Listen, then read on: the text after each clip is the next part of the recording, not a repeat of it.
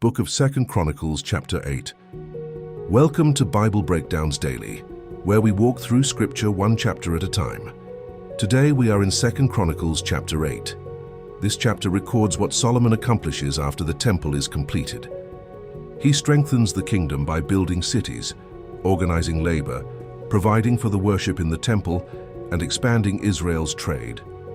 While much of the chapter describes Solomon's achievements, it also shows his commitment to carrying out the instructions that God had given through David.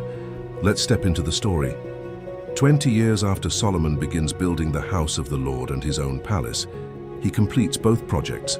Solomon rebuilds the cities that Hiram had given him and settles the children of Israel in them. He then goes to Hamath-zobah and conquers it. He builds Tadmor in the wilderness and all the storage cities that he had built in Hamath. He also builds Upper Beth-horon and Lower Beth-horon as fortified cities with walls, gates, and bars. He builds Baalath and all the storage cities that belong to him, the cities for his chariots, the cities for his horsemen, and everything Solomon desires to build in Jerusalem, in Lebanon, and throughout all the land under his rule. The people who remain from the Hittites, Amorites, Perizzites, Hivites, and Jebusites, those who are not descendants of Israel, are the descendants of those left in the land whom the Israelites had not completely destroyed. Solomon drafts these people into forced labor, and they remain in that service to this day. However, Solomon does not make slaves of the Israelites. Instead, they serve as his soldiers, officers, commanders, captains of his chariots, and horsemen. There are 250 chief officers under Solomon who supervise the workers. Solomon brings Pharaoh's daughter up from the city of David to the house he has built for her. He says, "My wife shall not live in the house of David, king of Israel, because the places where the ark of the Lord has entered are holy." Then Solomon offers burnt offerings to the Lord on the altar he has built before the vestibule.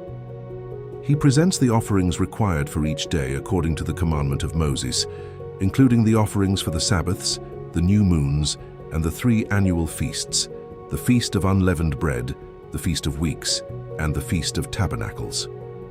Following the instructions given by David his father, Solomon appoints the divisions of the priests for their service. He appoints the Levites to their duties of praise and ministry before the priests, according to each day's requirements. He appoints the gatekeepers by their divisions for every gate, because this is what David, the man of God, had commanded. The people do not depart from the king's command regarding the priests, the Levites, or the treasuries. So all the work of Solomon is carried out from the day the foundation of the house of the Lord is laid until it is finished. In this way, the house of the Lord is completed.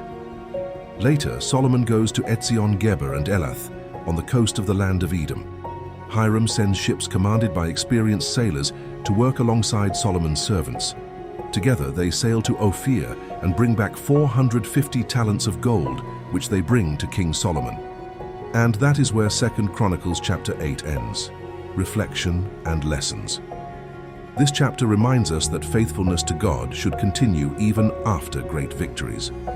Although the temple has been completed, Solomon continues organizing the kingdom, strengthening the cities, and ensuring that worship is carried out according to God's commands. We also see the importance of obedience in worship.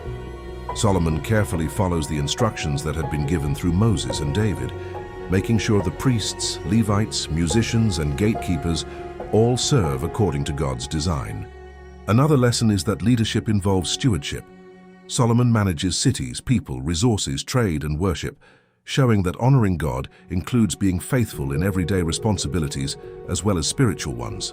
Finally, this chapter reminds us that God's blessings often come through diligent work, wise planning, and obedience. Solomon's kingdom prospers because he continues to carry out the responsibilities God has entrusted to him. If you're enjoying these Bible breakdowns and want to support what we're building, you can check out our merch at BibleBreakdownsDaily.com. It's just a small way to carry the message with you. I'll see you in the next chapter.